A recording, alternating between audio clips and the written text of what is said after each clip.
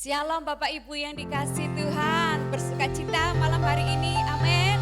Kembali kita bersama-sama untuk datang beribadah, mari kita dengan sepenuh hati kita akan memuji, memuliakan Tuhan, kita sembah Dia karena Dia sudah begitu baik di dalam hidup kita. Sama-sama kita tundukkan kepala Bapak Ibu yang ada di rumah bersama seluruh keluarga, sama-sama kita berdoa. Tuhan, kami mengucap syukur untuk segala sesuatu yang Kau kerjakan di dalam hidup kami. Engkau luar biasa Tuhan, tidak ada tandingannya. Engkau hebat, Engkau dahsyat Tuhan. Segala kuasa-Mu Tuhan, Kau lepaskan bagi kami ketika kami membutuhkan. Ketika kami berseru kepadamu, ketika kami mengandalkan Engkau, maka pertolongan yang besar itu datang daripada-Mu. Terima kasih Tuhan, kami percaya malam hari ini ketika kami satu hati, ketika kami bersama-sama menaikkan pujian, Engkau hadir di atas puji-pujian kami. Biarlah kerajaan-Mu ditegakkan di tempat ini, dimanapun kami berada, kehendak-Mu jadi atas kami dan kami tahu itu yang terbaik bagi kami. Di dalam nama Yesus Tuhan, pengurapan-Mu kiranya nyata malam hari ini. Setiap kami Kau sembuhkan, Kau pulihkan, Kau segarkan, Kau kuatkan kembali. Haleluya, amin. Bapak Ibu mari sama-sama kita bangkit berdiri. Kita akan bersukacita, kita sama-sama bertepuk tangan bagi Tuhan.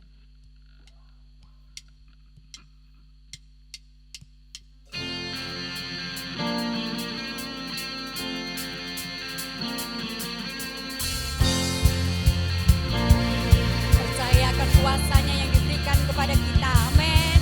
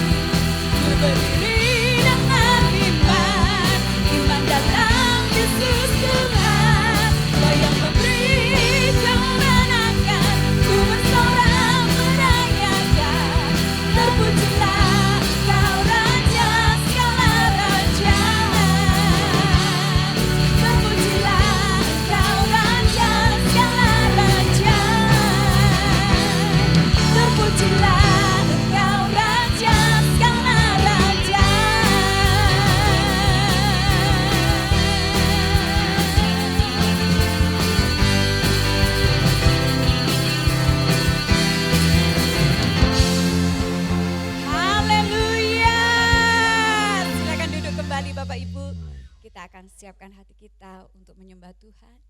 Mari bersama-sama kita naikkan pujian.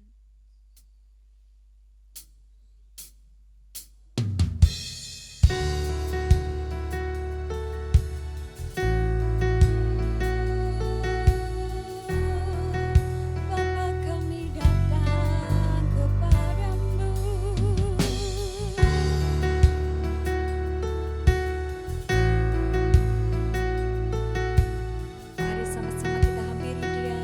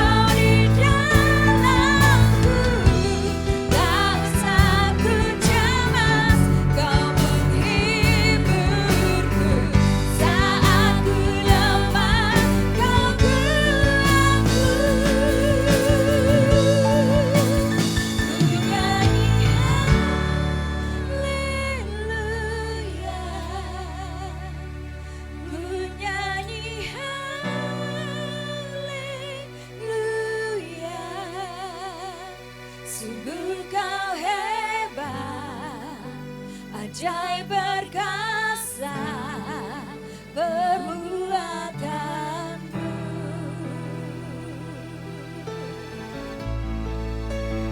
Ku nyanyi haleluya,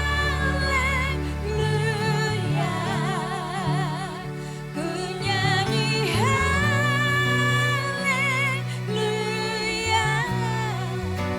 Sungguh kau hebat, ajaib perkasa perbuatanmu. Ku nyanyi haleluya, ku nyanyi haleluya,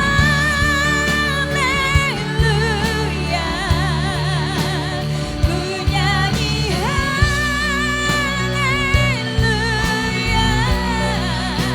Sungguh kau hebat, ajaib perkasa perbuatanmu. Sekali lagi katakan, ku nyanyi haleluya Tuhan.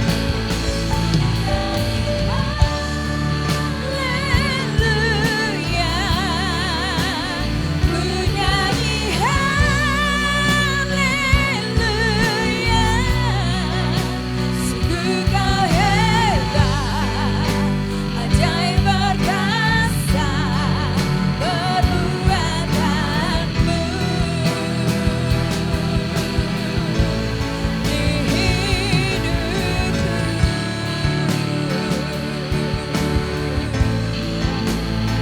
oh kami nyanyikan haleluya, karena kami melihat perbuatanmu yang ajaib. Kami melihat kedahsyatanmu dalam hidup kami.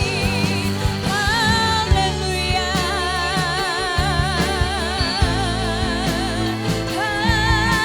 haleluya,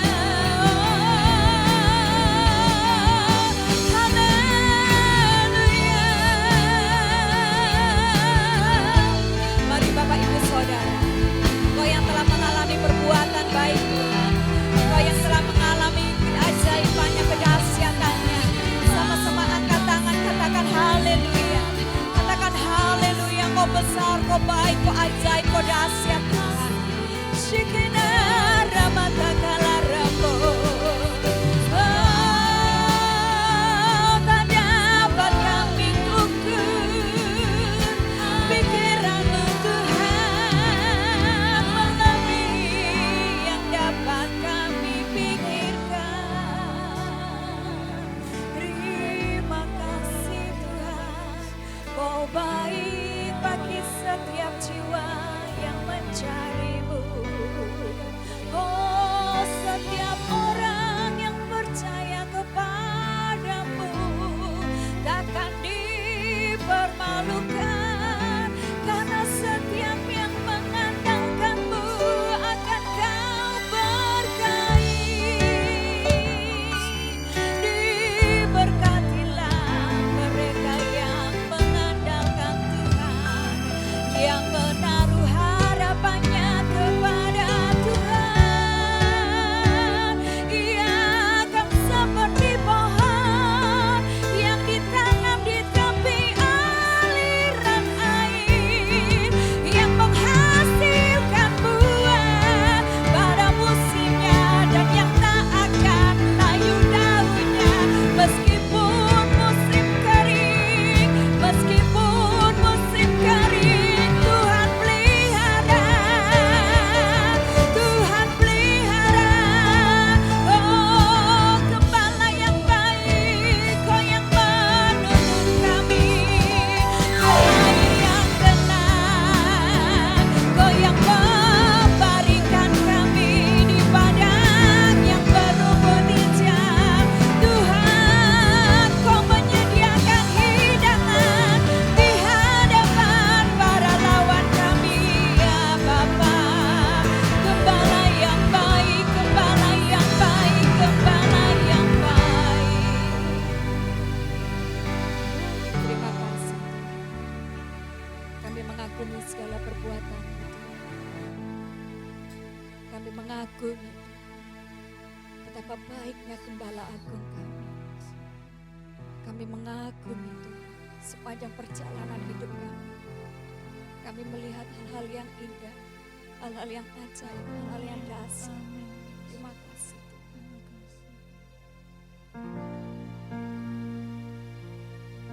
Bagi kami Tuhan, hanya Engkau yang terindah.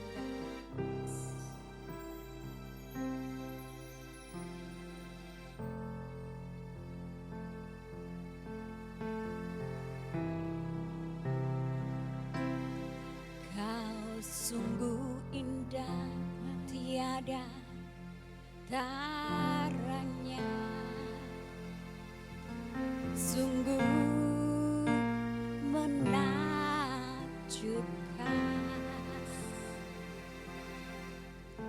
sungguh ajaib untuk dimengerti,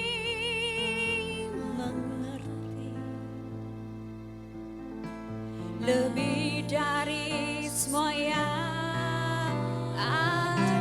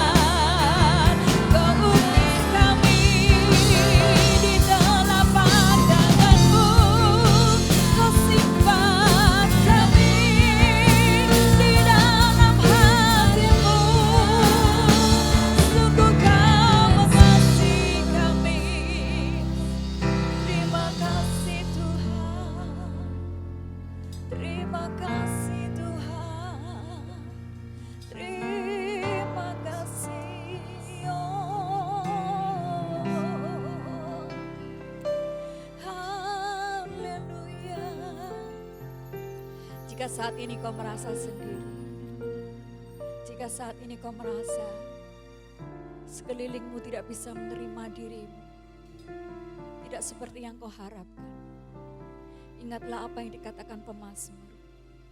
Meskipun ayah ibuku menolak aku, tapi Tuhan menerima aku.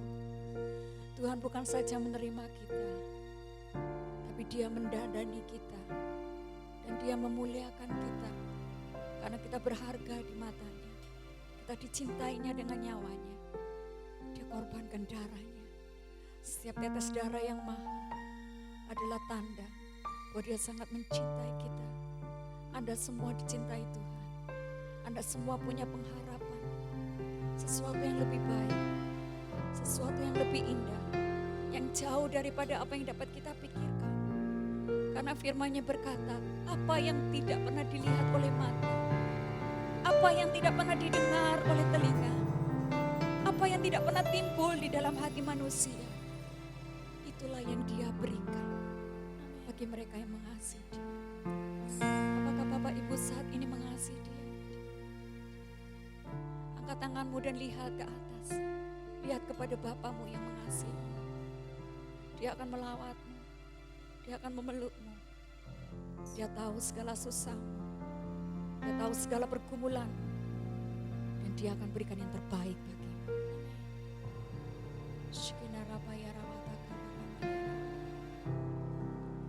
Kaulah segalanya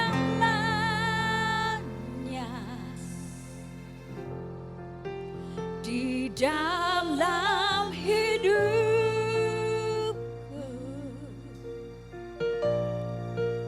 kerajaanmu, kebenaranmu,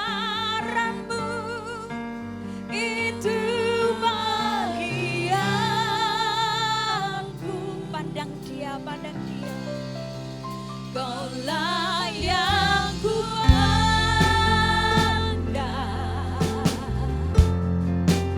selama hidupku, mengasihimu, memuliakanmu, Bapa dan Rajaku.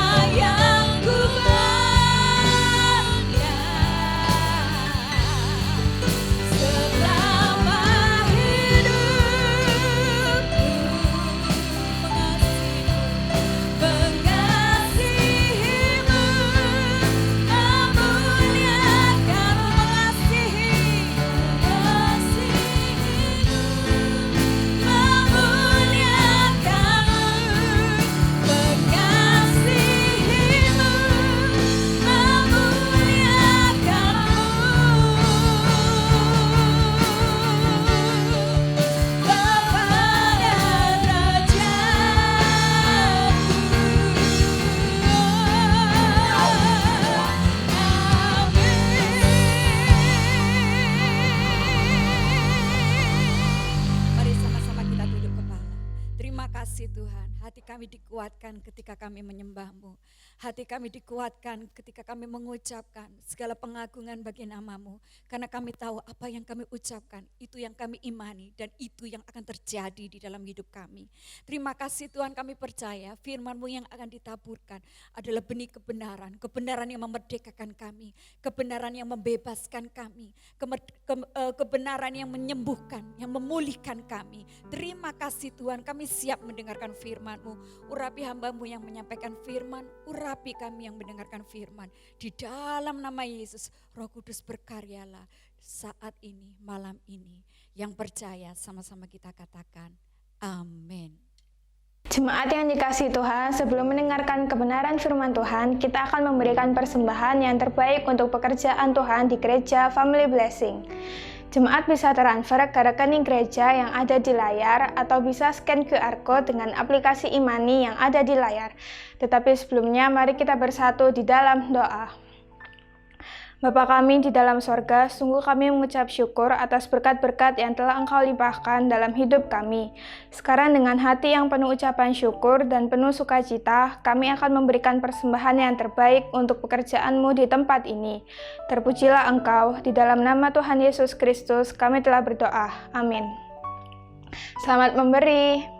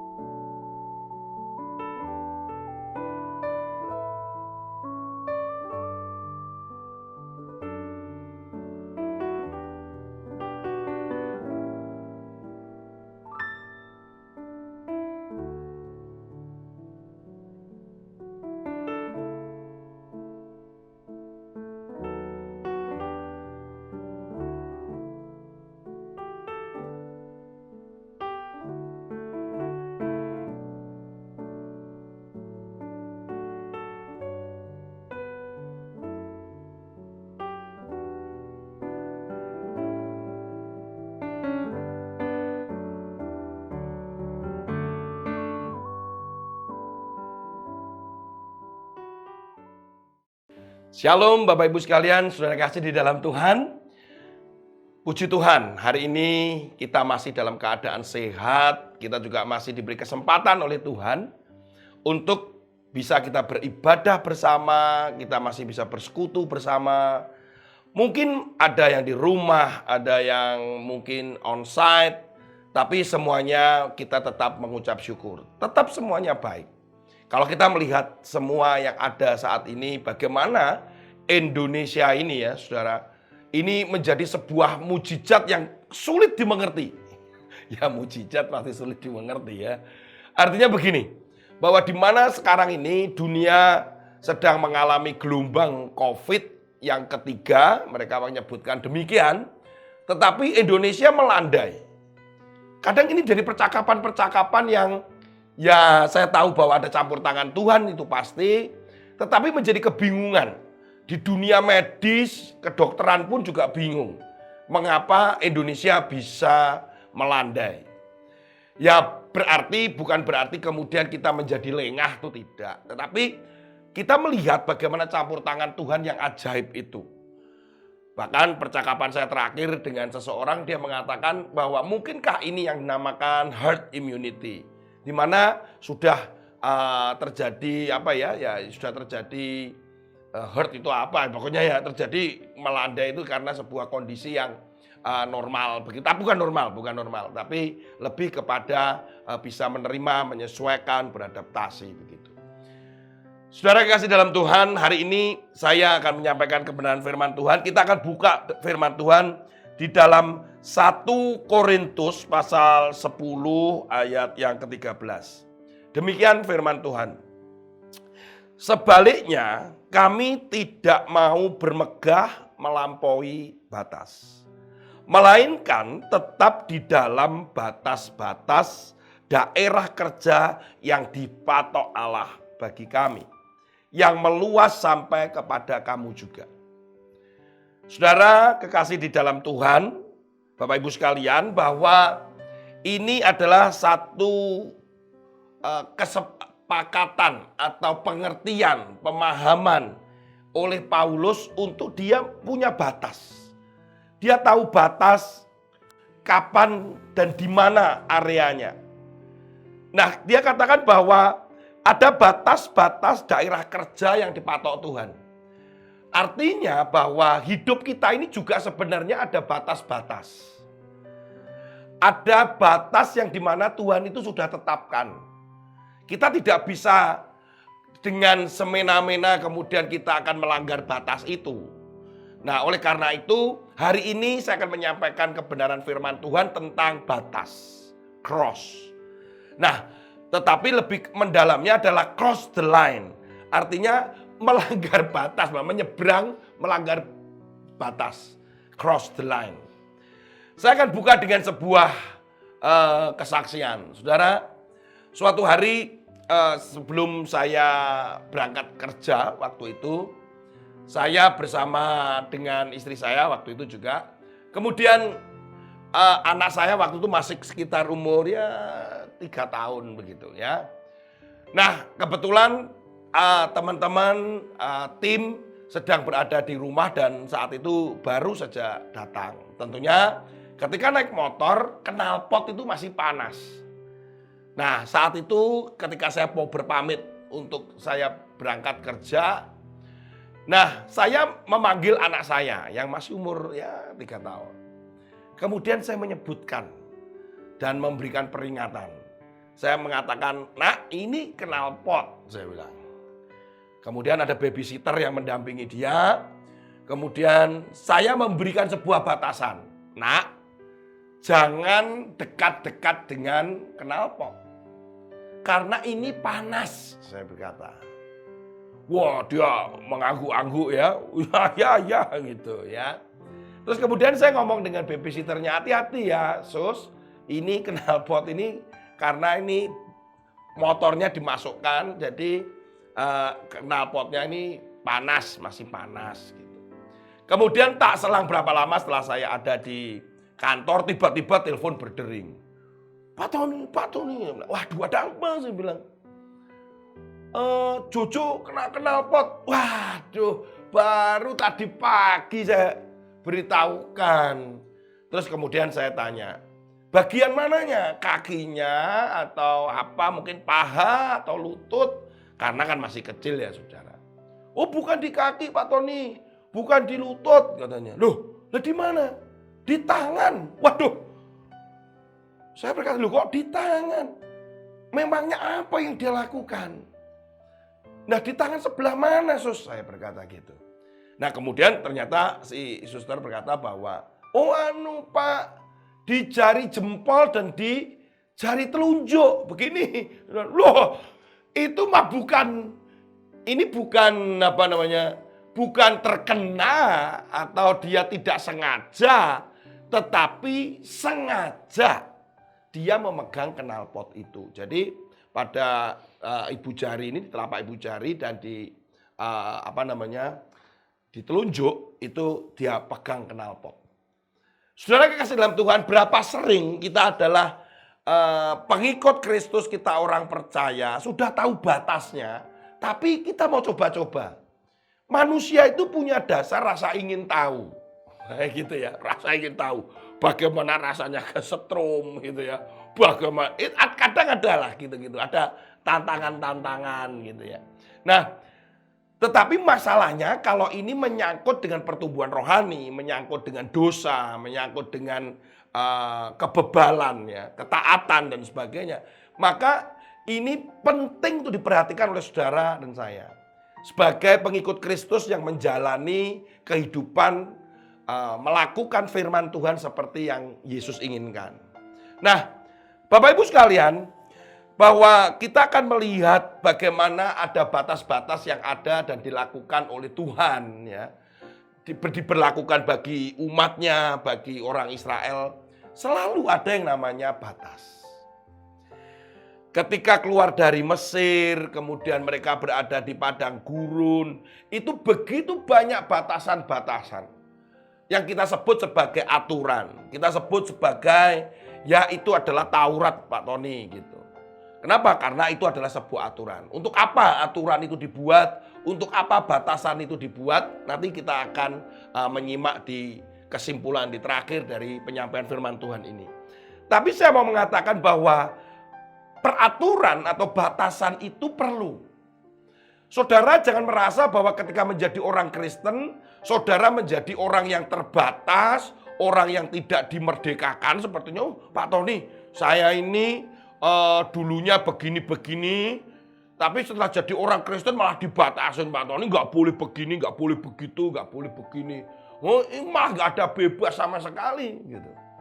Itu seringkali sebuah logika yang diputar-putar, yang sedemikian rupa sehingga orang itu menjadi, berbuat dosa aja lebih enak. Kita melanggar aja nggak apa-apa gitu ya. Jadi mungkin kita jangan melihat bahwa pelanggaran itu adalah pelanggaran-pelanggaran yang besar. Tetapi bisa juga pelanggaran yang kecil-kecil lah, ya nggak apa-apa lah. Kita menganggap bahwa excuse, minta sebuah pengertian bahwa nggak apa-apa lah Tuhan ya, mohon mengerti. Kita ini hidup di dunia, kita ini masih ada daging, kita ini juga masih memerlukan duit, kita ini perlu kenyamanan dan kenikmatan gitu. Jadi excuse kita mencoba itu untuk melakukan pelanggaran tetapi nggak banyak-banyak. Ada juga yang tidak melanggar tapi menggeser gitu ya. Nah, saya akan menyebutkan begini, sudah kasih Tuhan ya, bahwa Tuhan itu ada masanya benar-benar bahwa batasan itu kalau kita langgar fatal. Kalau kita langgar fatal. Saudara kasih dalam Tuhan, sebelum saya masuk lebih jauh, beberapa waktu lalu, beberapa minggu lalu lah, ada kejadian kecelakaan yang sempat menjadi viral di media massa ya, bagaimana seorang selebriti bersama suaminya meninggal di dalam kecelakaan di tol di Nganjuk beberapa waktu yang lalu. Bapak Ibu sekalian, walaupun dari sisi keamanan bahwa kendaraan yang digunakan itu semua airbag-nya sudah keluar, tapi kenyataannya tetap saja mengalami kematian. Ya, kisah ini sangat tragis karena ada anaknya di situ dan masih hidup. Kemudian ada pengasuhnya, sopirnya juga masih hidup. Tetapi pasangan suami istri ini meninggal karena kecelakaan itu. Saudara, ketika dilakukan penyelidikan dan sebagainya, tidak ada tidak ada pengereman ya. Kendaraan ini ternyata tidak ada pengereman sama sekali. Kemudian mulai diselidiki lewat CCTV, kemudian ada teori-teori tertentu. Artinya bahwa ditemukan, ditengarai bahwa kecepatan kendaraan ini lebih dari 100. Bahkan ada yang cukup ekstrim, ini hampir 200 dan sebagainya. Padahal di jalan tol itu aturannya tidak boleh melebihi 100. Ya itu pun kan sudah ada aturan, ada batasan. Di sana juga ada rambu lalu lintas digunakan, itu adalah batasan. Saudara tahu apa yang menyebabkan parahnya kendaraan itu celaka di jalan tol? Karena dia pengemudinya satu memang mengemudi dengan kecepatan tinggi, yang kedua ngantuk. Hanya di situ. Kemudian ketiga itu menabrak batas ujung daripada pembatas sebelah kiri dan itu beton. Ketika ditunjukkan betonnya itu betonnya ya nggak rusak ya sedikit, tapi benar-benar itu membuat kehancuran.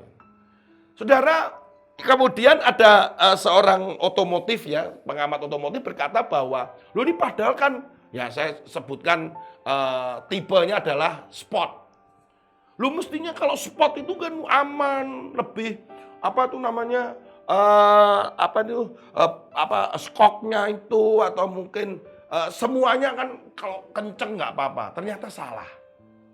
Ternyata mobil sport yang dimaksudkan ya, tipe spot. Tipe spot itu adalah lebih banyak untuk road itu loh, yang untuk yang malah yang banyak batunya, tanahnya, itu membuat stabil. Tetapi kalau di jalan lurus kencang itu lebih berbahaya. Kenapa? Kemungkinan ketidakstabilan itu muncul. Karena jarak antara mobil dengan tanah itu dia tinggi. Ya itu teori lah. Masing-masing pasti punya teori. Tapi ada pelanggaran. Ada batas yang dilanggar. Dari kecepatan. Kemudian dari penggunaan fungsi daripada kendaraan itu sendiri tidak boleh di jalan lurus dengan kecepatan seperti itu. Itu ada pelanggaran. Bahkan ada batas yang ditabrak sama dia. Kita menganggap nggak apa-apa Pak, sedikit-sedikit. Orang yang kecelakaan di tol, yang melanggar, yang nggak sampai fatal pun ya ada. Tetapi kita berpikir bahwa ya nggak apa-apa lah Pak, sedikit-sedikit Pak gitu. Tetapi kalau terjadi fatal, itu wah itu nggak bisa dikata ya saudara. Tapi hidup, coba bayangkan hidup, nggak apa-apa lah sedikit-sedikit. Ini berbahaya sekali. Nah oleh karena itu ada kemungkinan nih apa? Artinya bagaimana terhadap batas itu. Kemungkinan yang pertama, pelanggaran kita tuh bentuknya seperti apa? Kemungkinan yang pertama, itu adalah memang benar-benar melanggar. Jadi contohnya ini ada sebuah, sebuah batas, ya kita melompat itu melanggar. Ini pagarnya harus kemudian kita lompat, itu pasti melanggar. Ya, kita misalkan ada rumah orang, kemudian ada pagarnya di situ. Kemudian kita ngelompati pagar rumahnya orang, itu melanggar. Artinya kita memang sengaja mau keluar. Gitu. Atau masuk ke rumahnya orang, itu kan melanggar. Ketika kita ditangkap oleh satpam, ditangkap oleh hansip begitu, ya itu masuk akal. Kenapa? Karena kita melanggar. Ya. Dalam contoh Alkitab itu yang ada adalah ketika kita berbicara tentang pelanggaran yang dilakukan oleh siapa? Oleh Adam dan Hawa dong. Ketika Allah itu memberikan batasan bagaimana mereka hidup di Taman Eden itu, batasannya sudah jelas. Kamu boleh makan apa saja di sini, tapi kecuali yang ada di tengah-tengah taman itu. Itu kan jelas, itu batasannya jelas. Hawa itu melakukan sebuah pelanggaran dengan melanggar batas. Saudara, hidup kita ini kemungkinan yang pertama kita tuh pelanggarannya memang dalam bentuk kita memang melanggar batas. Kita langgar. Jangan berhubungan dengan sihir misalkan. Horoskop itu, ilmu perbintangan yang dalam konteks bahwa agama timur itu. Yang kita berbicara tentang horoskop, kita berbicara ilmu perbintangan itu, kita berbicara tentang show, kita berkenaan dengan pesugihan, kita terkait dengan ilmu santet lah yang apa. Itu jelas pelanggaran. Kalau kita melakukan itu aturannya jelas.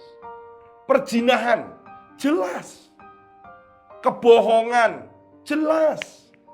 Itu kalau kita ingin tahu bahwa bagaimana kita hidup, itu adalah ketika kita harus mengikuti apa yang Tuhan sudah berikan aturan dan kemudian kita sudah berikan panduannya, diberikan panduannya.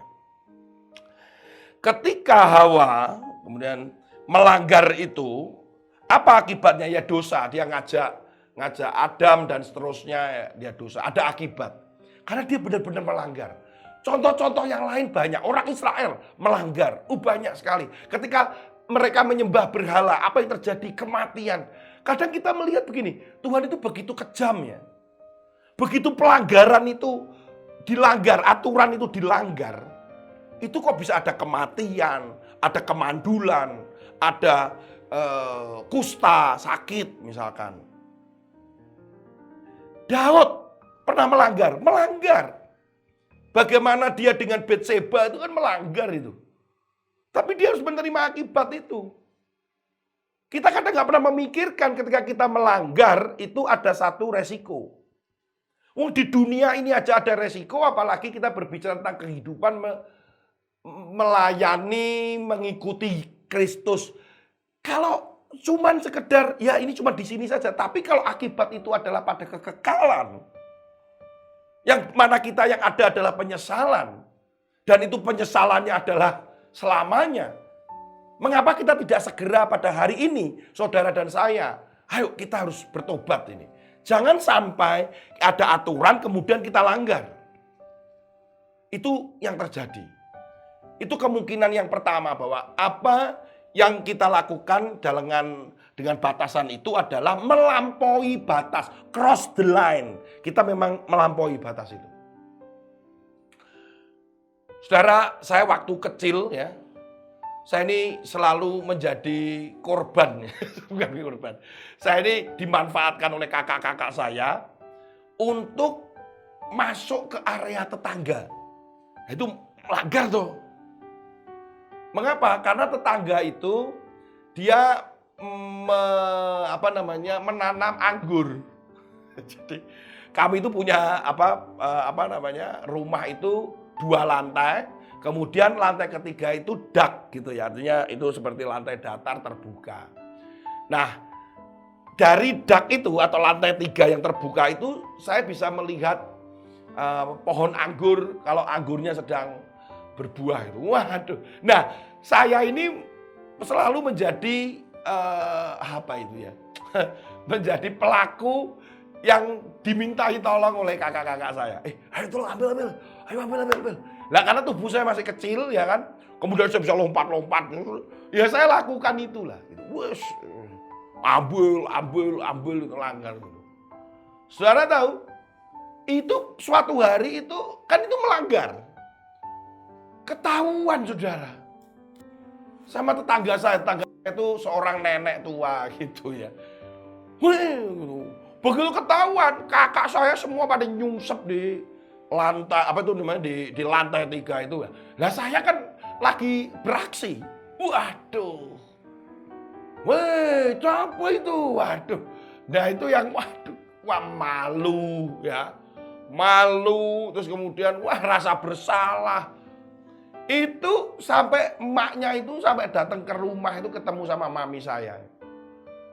Apa itu yang nyolong anggur? Kakak-kakak saya tenang aja, Tony gitu. Tapi saya lain kali saya nggak mau gitu. Nah, itu loh saudara, bahwa kita ini melanggar itu loh, ya, melanggar. Itu kemungkinan yang pertama. Kemungkinan yang kedua adalah kita buka di dalam Galatia pasal yang ke-5 ayat yang ke-13, saudara ya. Galatia pasal 5 ayat yang ke-13. Dikatakan demikian. Saudara-saudara, memang kamu telah dipanggil untuk merdeka. Tetapi janganlah kamu mempergunakan kemerdekaan itu sebagai kesempatan untuk kehidupan dalam dosa. Melainkan layanilah seorang akan yang lain oleh kasih. Yang kedua adalah meniadakan, menghilangkan batas. Jadi merdeka, betul. Pengertian tentang merdeka itu dalam konteks bahwa merdeka tidak terbatas. Jadi pelanggaran kita itu yang kedua itu bentuknya bukan kita sengaja melanggar, nggak melakukan. Tapi kita dalam pikiran saudara bahwa nggak ada aturan lagi. No rule. Gak ada aturan, sudah tenang, gak apa-apa. Kita sebagai orang Kristen itu ya, kita gini gak apa-apa, kita gitu gak apa-apa. Gak apa-apa lah gitu. Kan dikatakan kita merdeka, dimerdekakan katanya. Orang merdeka itu artinya apa? Bebas gitu. Jadi mau minum, mau judi, mau berzina, mau berkhianat, mau dendam, mau bisnis kotor, gak apa-apa. Karena kita sudah dimerdekakan. Tidak apa-apa. Saudara, cara berpikir ini kadang terbawa oleh keadaan-keadaan di dunia, filsafat-filsafat tertentu yang malah salah. Mengapa? Karena ini kaitannya dengan, hidup cuma sekali Pak Tony. Dinikmati. Hidup itu cuma sekali katanya. Saudara kasih dalam Tuhan.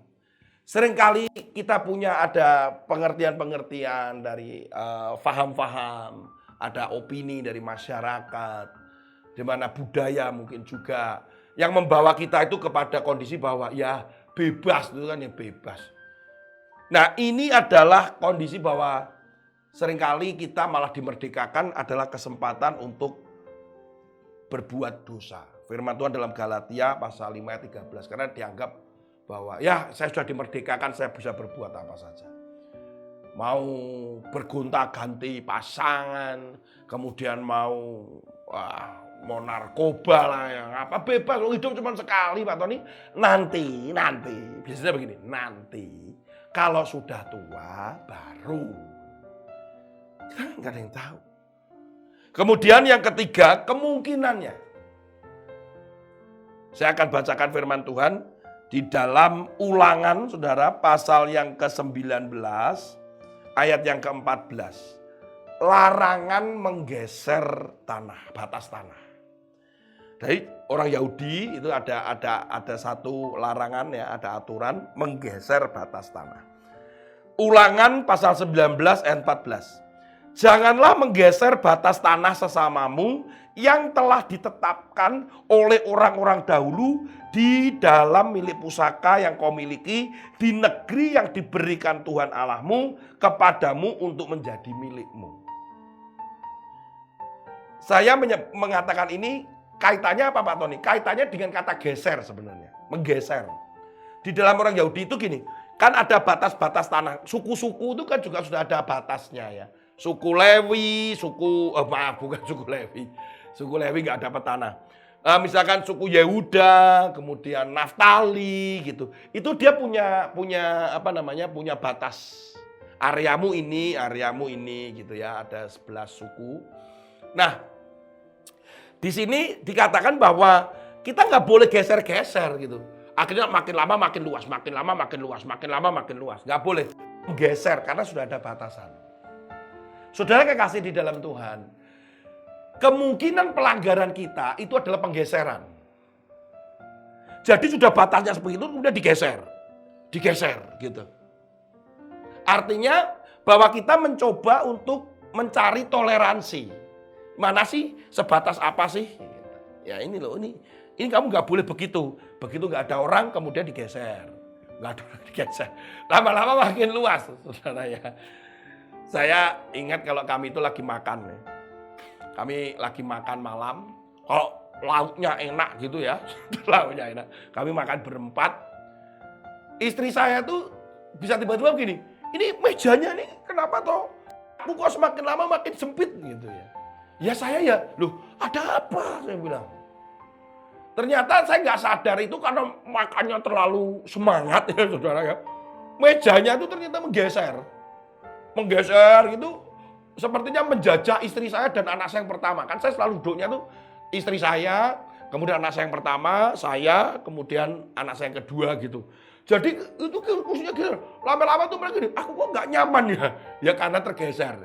Saudara, hidup ini kita tidak bisa bahwa oh ini nggak apa-apa, ini bisa kok, ini begini kok, ini begitu, begitu banyak yang kita nggak sadar begitu, ternyata ada penggeseran aturan, itu dikurangin, jadi nggak apa-apa gitu.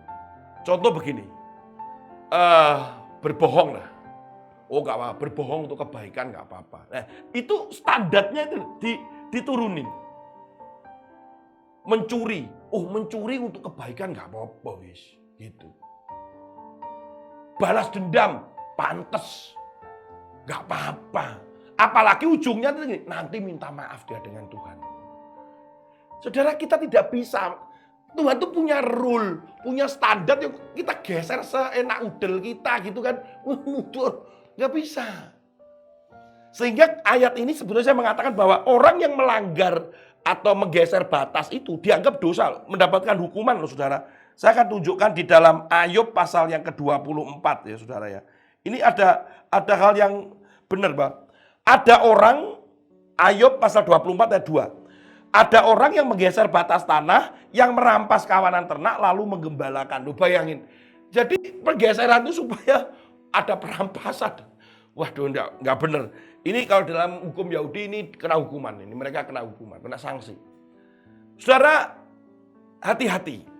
Ada aturan-aturan di dalam di dalam kekristenan ini, di dalam pengikut Kristus itu, jangan sampai kita itu satu melanggar batas, cross the line, benar-benar ini batas kita langgar. Itu artinya 180 derajat, sudah betul. Jangan membunuh, jangan mencuri, itu benar-benar sebuah pelanggaran. Kemudian kalau menghilangkan batas ya hidupnya merdeka, nggak ada aturan. Ya, nggak ada aturan. Yang ketiga adalah menggeser batas. Contohnya lagi, membunuh demi kebaikan, ya sudahlah. Gitu. Itu menggeser satu aturan. Kemudian mencuri untuk menolong orang lain. Ya itu benar-benar seperti sebuah penggeseran. Hati-hati. Sehingga seringkali orang Kristen itu diserang dengan kata-kata orang Kristen itu kaku, orang percaya Yesus itu nggak enak, banyak aturan. Gitu. Kenapa sih sebenarnya, saudara sekalian, Bapak Ibu, kenapa sih kita itu kok ada batas-batas itu? Yang perlu dipahami begini, yang pertama, itu adalah bukti bahwa Allah itu mencintai saudara sehingga ada batasan.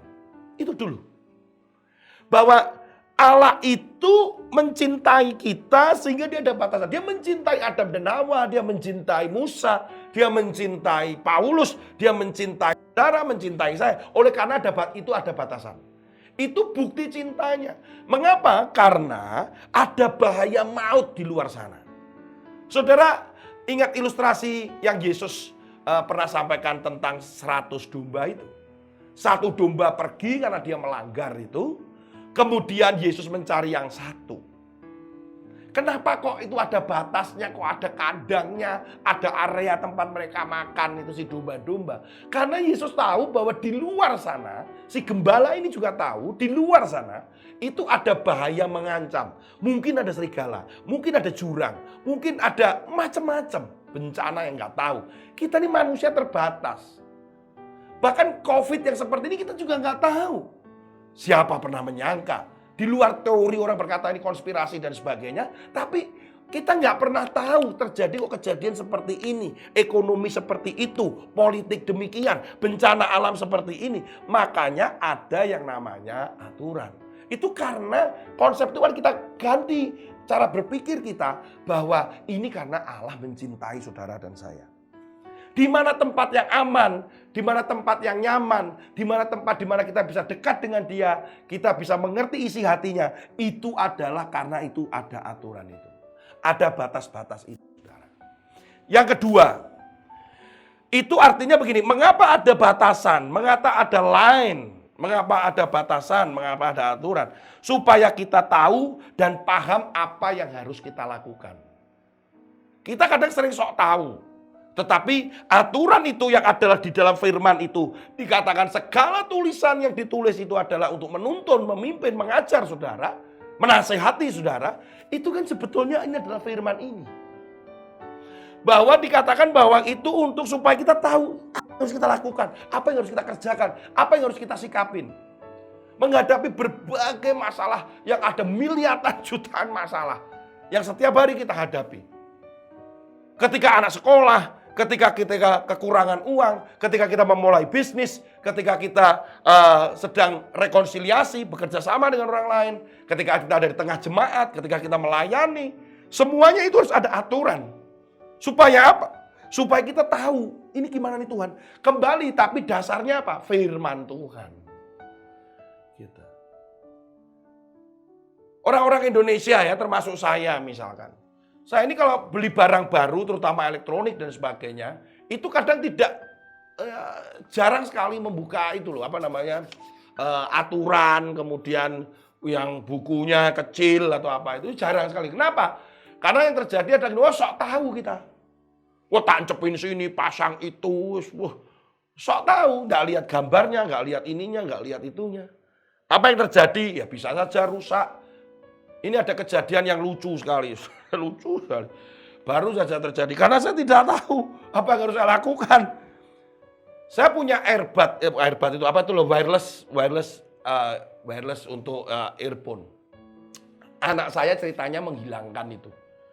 Dia dipakai untuk ujian, hilang lah gitu. Nah, dia itu merasa bersalah. Oleh karena itu dia berkata bahwa tenang papi, tenang papi, tenang papi. Ternyata dia belikan. Karena saya senang dengan earphone itu. Dia belikanlah earphone baru, kemudian dia berkata, "Papi, ketemu." Ketemu di mana? Enggak, aku beli katanya. Nah, saya senang juga, wah puji Tuhan, nah, thank you, saya bilang gitu. Kamu beli di mana dan sebagainya. Wah, rahasia Papi, begitu. Nah, waktu saya pakai, ternyata suaranya jelek sekali, jembret gitu, gitu. Ya sudah saya tutup mata lah. Tapi tiba-tiba baterai lo habis katanya. Baterai lo baru saya pakai. Kemudian saya masukkan ke casingnya. Lu kok enggak keluar nyala ini apanya? Nyala indikator lampu itu. Kemudian saya cas seharian juga tidak mengisi. Saya pakai lagi baterai lo. Wah, rusak. Anak saya juga melakukan hal yang sama. Terus dia bilang, "Papi, maaf ya Papi. Saya maksudnya menukar ini untuk Papi. Malah Papi, saya beli barang yang jelek. Atau mungkin ini adalah palsu." Dia bilang gitu. Saudara, saya bilang nggak apa-apa lah, nggak apa-apa. Tapi nanti lain kali kamu ngomong sama Papi. Mungkin siapa tahu kita bisa urunan gitu ya. Saya mau beli lagi urunan gitu. Nah, singkat cerita kemarin malam saya kaget sekali. Dia bilang, "Papi, ada kabar gembira," katanya. "Loh, apa?" Dia berkata, "Earphone-nya bisa, Pi. Earphone-nya bisa," katanya. Bisa ngecas, bisa, Pi. Bisa dipakai, suaranya bagus, Pi. Kok bisa?" "Iya, Pi. Ternyata selama beberapa hari ini ada plastik yang nempel di tempat casnya itu, kuningannya, itu nempel ada plastik. Sehingga ya tentu nggak bisa dicas, Papi. Yang kedua juga tentunya nggak bisa mendengarkan dengan baik karena ada plastik yang nempel itu." Saudara, kan konyol itu. Mestinya kan harus dibaca dulu, diliatin, dibukain. Bayangin, itu berbicara tentang apa? Karena kita tidak tahu. Ada aturan, ada peringatan, itu adalah supaya kita bisa melakukan seperti yang diinginkan Tuhan. Yang ketiga, Tuhan itu mengapa memberikan batas? Untuk kita bisa mengerti dan belajar tentang tanggung jawab. Bahwa ada batas, engkau melakukan atau tidak. Engkau bertanggung jawab atau tidak. Itu berbicara batas, itu berbicara tanggung jawab. Area saudara juga itu berbicara tanggung jawab. Area saat ini dalam batasan saudara melayani, saudara sebagai suami, sebagai istri, saudara sebagai pelayan Tuhan, saudara sebagai pekerja, saudara sebagai bisnismen, saudara sebagai aktivis masyarakat, anggota DPR atau pemimpin kota, semuanya itu ada batasnya, nggak bisa begini, nggak bisa begitu. Dan areamu adalah ini, itu menunjukkan seberapa engkau dan saya bisa bertanggung jawab di situ. Saudara kasih dalam Tuhan, mari jangan cross the line. Jangan lewatin batas. Semua ada batasnya masing-masing. Paulus berkata, "Ya, aku tahu batasnya. Aku tidak akan melanggar. Karena itu yang diberikan kepadaku." Tuhan memberikan aturan, Tuhan memberikan area, Tuhan memberikan talenta, Tuhan memberikan satu rule. Tuhan memberikan juga kapasitas. Dan disitulah kita mau benar-benar bertanggung jawab. Dan tahuilah bahwa itu bukan untuk membatasi saudara dan menghukum saudara. Tetapi itu sebagai bukti cintanya dia kepada saudara dan saya. Bahwa dia tahu tempat yang tepat. Dia tahu bagian mana yang aman dan nyaman. Dia tahu bencana, ancaman yang ada di luar sana kalau kita sampai melanggarnya. Jangan pernah melanggar. Jangan menghilangkan dan menganggap hidup ini benar-benar merdeka. Juga jangan menggeser batas. Sebagai bentuk toleransi, nggak apa-apa lah. Ini begini, nggak apa-apa lah. Sesekali lah, nggak boleh. No. Dan terakhir saya mau katakan bahwa ketika engkau hidup dekat dan mencintai dia, mengasihi dia sepenuhnya, maka semua aturan, semua yang dikatakan bahwa itu batas, yang itu dikatakan rule, itu menjadi indah untuk kita lakukan dan kita ikuti. Why? Mengapa? Karena kita mencintai dia. Karena kita mencintai Tuhan. Tuhan mengasihi kita. Kita hidup intim dengan dia. Maka segala aturan itu bukan mengikat kita, tapi mengerti dan paham bahwa aturan itu karena dia mengasihi saudara. Karena dia mempercayakan sesuatu kepada saudara.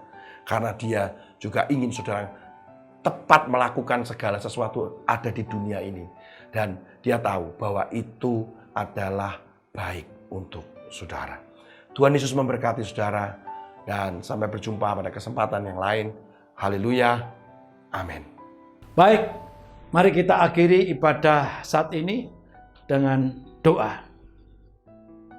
Tuhan Yesus, terima kasih untuk firman-Mu yang kembali meneguhkan kami, menyegarkan iman kami. apapun keadaan kami saat ini, Tuhan sanggup menolong kami. Bagian kami terus mengarahkan mata pandangan kami pada Tuhan. Bagian kami terus mengandalkan Tuhan. Bagian kami terus memuji dan menyembah Tuhan, beribadah dengan setia dan hidup di dalam kebenaran. Hidup melakukan firman Tuhan. Terima kasih, kami menyerahkan semua persoalan kami kepada Tuhan. Tuhan yang menolong kami, mujizat masih ada sampai detik ini. Dan kami boleh mengalami Tuhan setiap hari. Iman kami semakin bertumbuh, semakin kuat. Kami boleh mengalami pertumbuhan dalam pengenalan kami kepada Tuhan. Terima kasih Roh Kudus, Allah Roh Penolong, Allah Roh Kebenaran. Tolong kami, tuntun kami dalam seluruh kebenaran, dan firman Tuhan adalah kebenaran. Kami semua mau hidup di dalam kemenangan. Menang atas segala tipu daya iblis, menang atas segala persoalan. Karena Tuhan Yesus beserta kami. Berkati bangsa negara kami, berkati Indonesia, lawatanmu terjadi untuk Indonesia, hujan pertobatan dan hujan keselamatan boleh melanda negeri ini. Indonesia dilawat Tuhan, Indonesia penuh kemuliaan Tuhan. Berkati bangsa kami, berkati dengan keamanan, dengan kedamaian dan kesejahteraan. Indonesia diberkati dan menjadi berkat bagi bangsa-bangsa. Terima kasih untuk pandemi COVID-19 yang penularannya semakin menurun dan setiap kota boleh mengalami penurunan level, bahkan Surabaya pun sudah sekian lama ini level 1. Terima kasih, dan biarlah ini boleh terus terjaga. Masyarakat Indonesia boleh tetap disiplin dalam prokes, dan Tuhan tolong supaya penurunan ini terus berjalan lama dan akhirnya di Indonesia pandemi menjadi endemi. Tuhan tolong berkati pemerintahan kami, tolong presiden kami, Tuhan buat berhasil. Pak Jokowi dibuat berhasil menjalankan tugas tanggung jawabnya sebagai kepala negara, sebagai presiden, dan membawa Indonesia sekarang jauh lebih baik. Berkati dia, berkati kesehatannya dan pelindungan untuk dia dan keluarganya. Dan juga untuk wali kota kami, dan juga untuk gubernur kami, juga Tuhan tolong mereka. Juga untuk Bapak Kapolri, Panglima TNI, juga tolong. Demikian juga semua tim TNI dan Polri, Tuhan tolong semuanya. Tim Nakes, Tuhan tolong semuanya. Tim Satgas Covid, Tuhan tolong semuanya. Tuhan menyertai mereka. Pak Luhut Binsar Panjaitan, hambamu, anakmu, engkau tolong, engkau berikan dia hikmat ilahi yang luar biasa, dan Tuhan menyertai, dan Tuhan membuat berhasil, dan dia sungguh menjadi berkat bagi bangsa ini. Engkau melindungi dia, memberkati kesehatannya, dia dan keluarganya. Terpujilah nama Tuhan. Surabaya aman, Surabaya sejahtera, Surabaya diberkati Tuhan. Puji Tuhan, terpujilah nama Tuhan. Mari jemaat angkat kedua tanganmu dan terimalah berkat Tuhan. Tuhan memberkati engkau dan melindungi engkau. Tuhan menyinari engkau dengan wajahnya dan memberi engkau kasih karunia. Tuhan menghadapkan wajahnya kepadamu dan memberi engkau damai sejahtera. Berkat ini kau terima dalam nama Bapa, Putra, dan Roh Kudus, yaitu di dalam nama Tuhan Yesus saat ini dan sampai selama-lamanya. Amin. Tuhan memberkati saudara semua.